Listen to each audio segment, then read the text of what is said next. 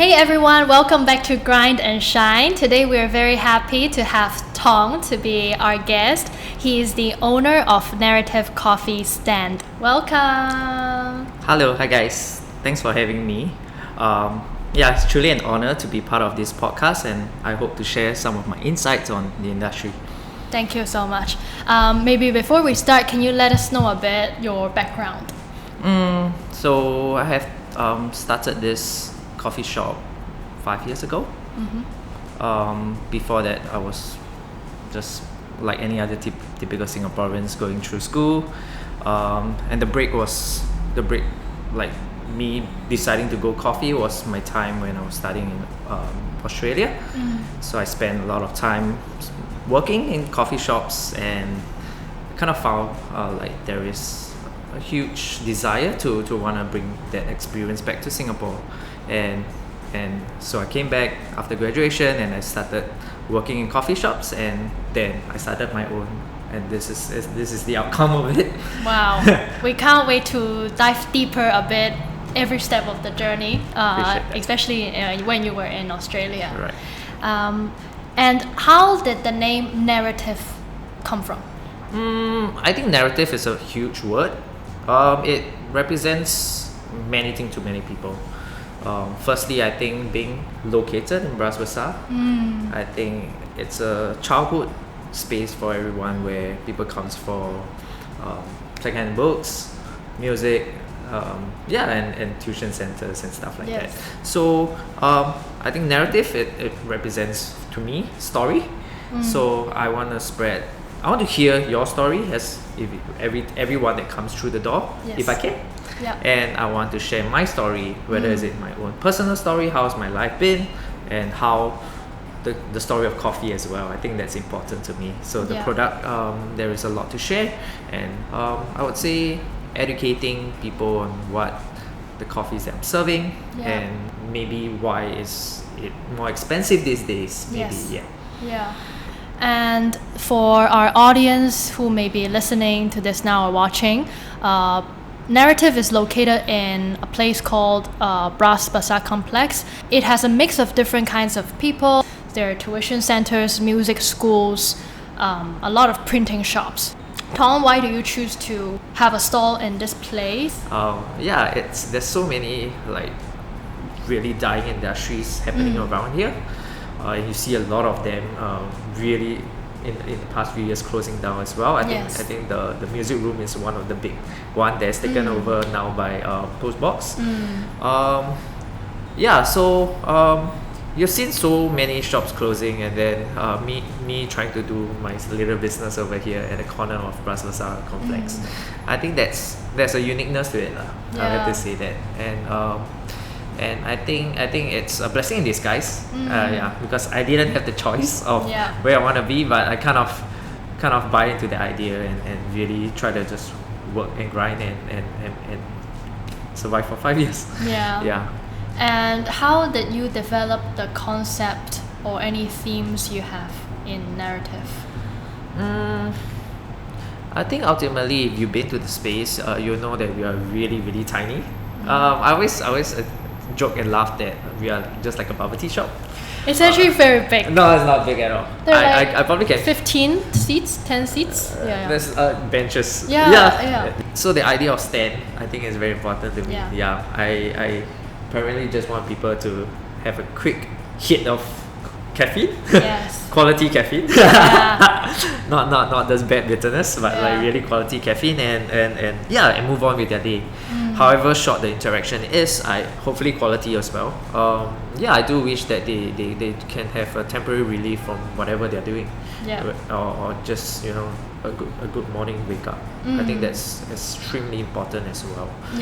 You could be studying at NLB, which is just across the road, and we get a majority of our customers are actually from there, so they can mark the whole day, and then they come in for coffee, leaving their bags there, which is not very ideal, but they do that. And then like at 10-15 minutes they're back to their office and so that's basically my concept.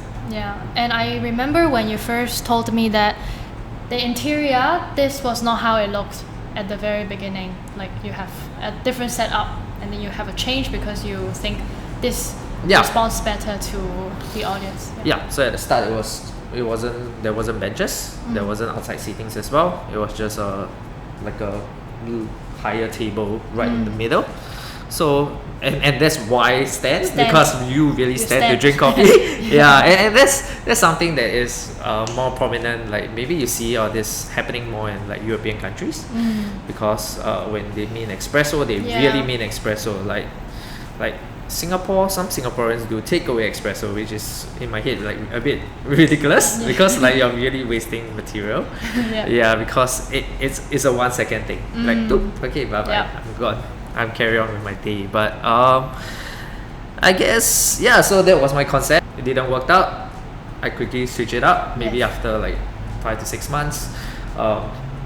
Added benches, added a bit more seats. But if I want to sell like pastries, I want to sell like if you want to have a dine-in, you need a small little table.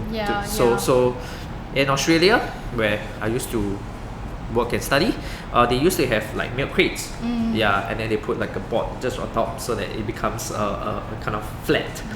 So it's hard to come by. I don't know where people get milk crates, because we don't actually have the habit of using milk crates in Singapore. So I wanted to buy some overseas, but it's quite expensive as well. But usually in Australia, they just dump it somewhere. They just get it for comes free. With the milk, They dump it around, but you can't find it in Singapore. You have to actually specially go and buy it. It's quite expensive. So I make tables, like stool tables. So that's basically it. And the stools and tables, they have it here. They are very special. If you're listening to this, I can describe a bit more. The stools and the tables look pretty much the same. It's just different sizes. So a stool can be a table and a table can be a stool, depends how you sit. One requirement for me when I was trying to get someone to do the stool was that it has to stack. It has to stack because I don't have space. So if we take the time travel machine back 8.5 years ago, when you first started the coffee industry, how did it happen? How did you make your first cup of coffee? I think it's a really hilarious story. So basically we started, I work for my friend, my friends that I met in military service. They kind of passed out, or they ORD earlier than me, and they started like a pastry shop, like a cafe shop. And they had like a single group machine. They just wanted to serve coffee because it's obvious enough, like coffee and pastry makes a lot of sense.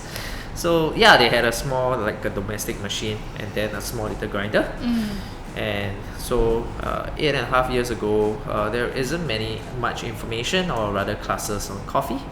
And specialty coffee isn't. It's just kind of started or kicked off in Singapore.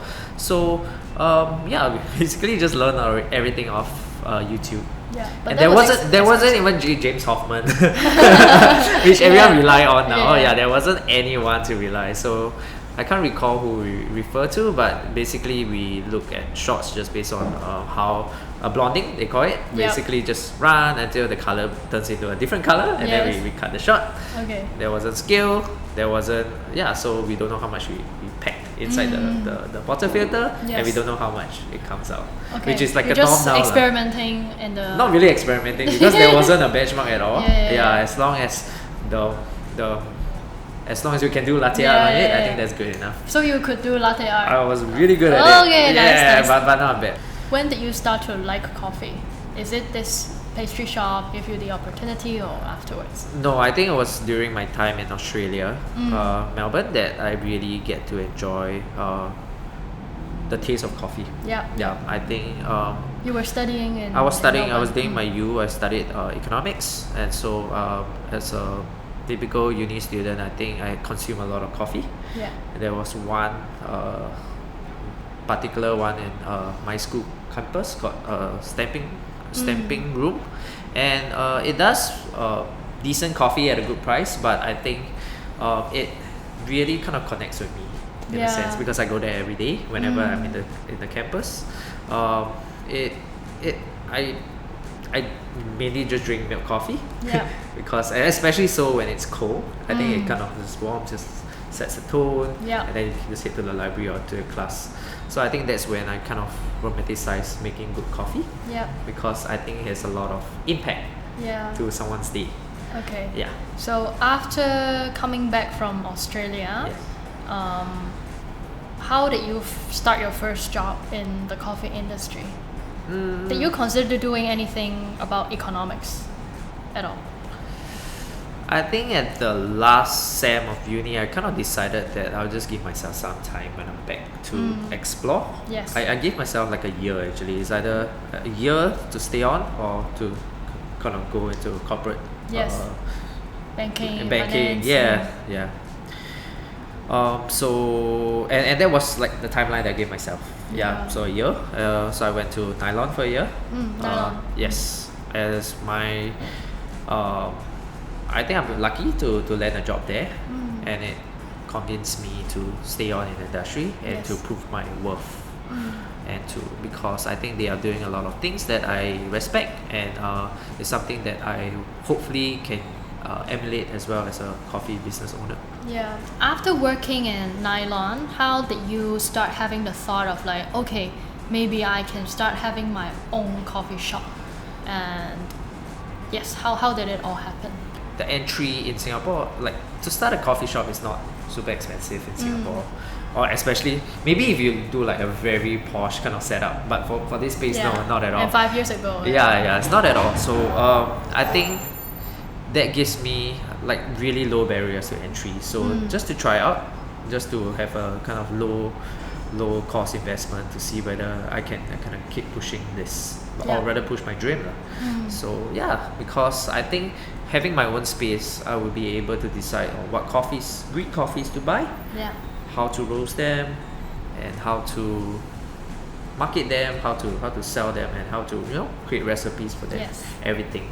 But when I was working in nylon, I don't have the I just work for them. Did you encounter any challenge after you set up the business that you were like, I never thought it would happen, and it happened? COVID. I think COVID is a big one, because like shortly after I started the business, it's probably a year after, was really new and still struggling, and then COVID happens. How was it like? Can people still come down and buy coffee from? No, you couldn't operate. I was working really hard. I was working harder than I ever did. I was trying to supply bottled coffees to people. So ready to drink was a massive market during COVID. We are not skilled bakers or anything. I do bake my own stuff here as well. So we were just trying to sell it low cost, because people are spending online now. Yes. Just trying to see what I can do to keep things going. I was really exploring everything. I was trying to reach out to do collaborations with other bakeries as well, and then just tag along, hey, like a bundle where you buy a box of something, a box of pastries together with like 2 drinks or 3 drinks, and then we were like just madly delivering stuff. It was all online business. Yeah, it was all online business. Do you deliver it yourself? I did, like I find friends who are like jobless or like just want to help out, and I did a lot of delivery myself. So I think that was the time where it get really depressing, because like it's not nice. I really give it to like delivery riders and stuff, because it's not enjoyable. And finally you went through the challenge and you came out of COVID. What was the change after COVID? I think the trajectory dropped a bit. Like my projections was climbing quite well. Then COVID happens, and then it was still growing, but it was growing a bit slower. I guess people are still a bit a bit worried and stuff like that. My business rely a lot on offices as well, and then work from home culture came through. So instead of seeing them 5 times a day, I get to see them probably 2, 3. So that was a bit slow. We get a mix of more probably like more freelancers. A lot of people also changed their job. They lost their job, changed their job. So I guess you get to see people working in the cafes a bit more. Because But fortunately, my setting isn't the most comfortable for everyone to hang out too long.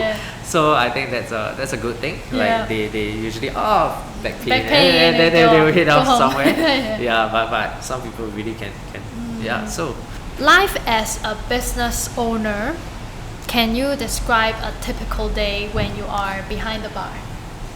A typical day behind the bar. So you come in about 7. If you're fast, you maybe come in at 7:20. In 40 minutes, you should be able to get done. We call it dialing in. So basically, you get a recipe for the coffees. It's not that complicated, but I think once you are familiar with the coffees that you're serving, you will be able to get a desirable range of recipes that you can find. So what I'm looking for is not like the best cup. I'm looking for a range of coffees that I'm comfortable serving the coffee. That is to reduce waste. When I was like a newbie kind of baristas, I was always looking for the best. But I think the hard thing about coffee is that it fluctuates quite a bit throughout the day. It's very influenced by environmental changes. Like if you turn off the aircon and you turn on the aircon, the grinder works differently. And the flow of the coffee is different, and then so you basically wasted all your effort.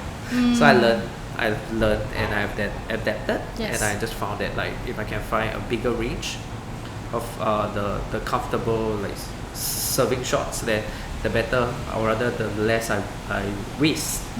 So that was the idea of dialing in, and then get my pastries in.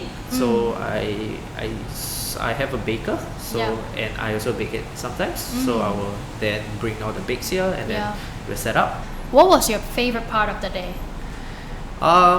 What's my favorite? I would say I like opening actually, because usually you just play whatever music that you want. So you just play music. So you can put on your headphones actually, and just where there's nobody, is dead empty, and the streets are empty as well because it's quite early, right? 7 o'clock. There isn't. So the drive here is the best thing because there is no traffic. Nice. No traffic. And then you come in, put on your headphones or listen to whatever music you want. Usually I listen to a lot of Mendo songs, but then when I after the 8-9 hours, there is no Mendo songs because I don't know why I just think that it's not right to play Chinese songs. And then listen to the music, taste the coffees, and really just connect with the coffees I would say, because like I think that's something that I think most baristas will enjoy, because that's where the craft side of things happens. But obviously to be very kind of efficient, because my menu sometimes have a bit more coffees. I don't just have one coffee. Some days I have 5, some days I have 6. So I need to get out in half an hour. I need to get all these recipes ready for the coffee, and then I will serve them when the shutters open. And speaking of menus, right? How do you curate the menu offerings, especially for the filter coffee, and what kinds of coffee you're serving every day? Okay. I think it changes depending on how I use. I used to run a menu that is a bit more extensive. So I used to have 3 espressos, like 4 filters. But I kind of shrinked it down a bit more, because I think giving too much options can be too confusing as well. But my main whole idea about creating or curating a menu is that it must have diversity in terms of flavors. So I usually have a coffee in terms of my espresso selection. I usually have something that is a bit something that people are a bit more comfortable with. Like people would say that it's coffee, or it's coffee, but they'll say that it's more coffee tasting. It's more coffee. It must have a bit of bitterness. It must have a bit of body, like weight. It cannot be too liquid, like drinking water. If you say, I just want a latte, I'll serve you that. Or if you say, I don't want acidity, I will serve you that. And then something else, usually a slightly fruity option. It could either be a very fruity option, or it could be a more exotic in terms of like maybe it's a natural process, or is it a bit more processed coffee, because then the fruit characters becomes a bit more dominant. So it's usually structured that way. And similarly for my filter, I do have a selection, or rather I decide the menu based on that basis lah. What do you think you are doing to keep the customers coming back to the shop and building that, loyalty to the brand? Right. I think I would say for a coffee shop, it really is all about that relationship. You really have to invest your time.